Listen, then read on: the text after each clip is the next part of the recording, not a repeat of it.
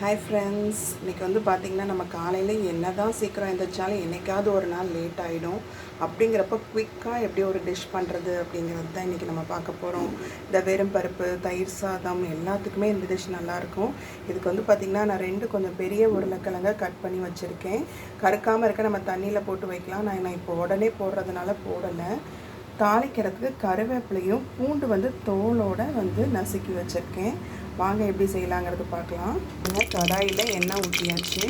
எண்ணெய் காஞ்சிச்சு. கடுகு, உளுத்தம்பருப்பு, கடலைப்பருப்பு,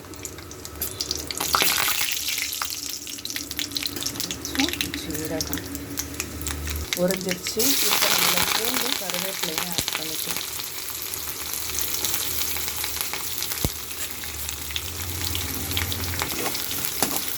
இந்த டிஷ்ஷில் ஹைலைட்டே இந்த பூண்டு தான். தோலோடு அப்படியே இடித்து போடுறது பாருங்கள். இந்த ஸ்டேஜில் நம்ம கிளம்பி சேர்த்துக்கலாம்.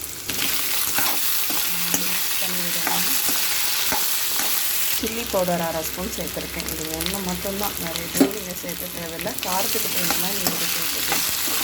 வேறு எதுவுமே வேண்டாம். லைட்டாக கொஞ்சம் வாட்டரை ஊற்றி வேக வைக்கலாம். பாருங்கள், தண்ணி கொஞ்சம் ஆட் பண்ணிக்கிறேன். உப்பு கொஞ்சம் வேகட்டும் உருளைக்கிழங்கு, அதுக்கப்புறம் ஆட் பண்ணிக்கலாம். ஏன்னா யூஸ்வலாக உருளைக்கிழங்குக்கு முதலே உப்பு போட்டால் வேக லேட் ஆகும்னு சொல்லுவாங்க. அதனால் கொஞ்சம் ஆஃப் பாயில் ஆகட்டும் உருளைக்கிழங்கு, அப்புறம் நம்ம உப்பு ஆட் பண்ணிக்கலாம். பாதி கிழங்கு வெந்திருக்கும். இந்த ஸ்டேஜில் நம்ம உப்பு ஆட் பண்ணிக்கலாம். பாருங்கள், நல்லா ட்ரை ஆகிடுச்சு. இன்னும் கொஞ்சம் வாட்டர் இருக்குது.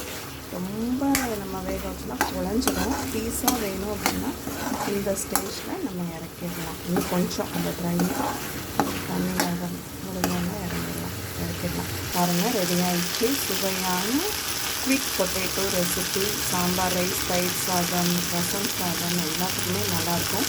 ட்ரை பண்ணி பாருங்கள் ஃப்ரெண்ட்ஸ். தேங்க்யூ. பாய்.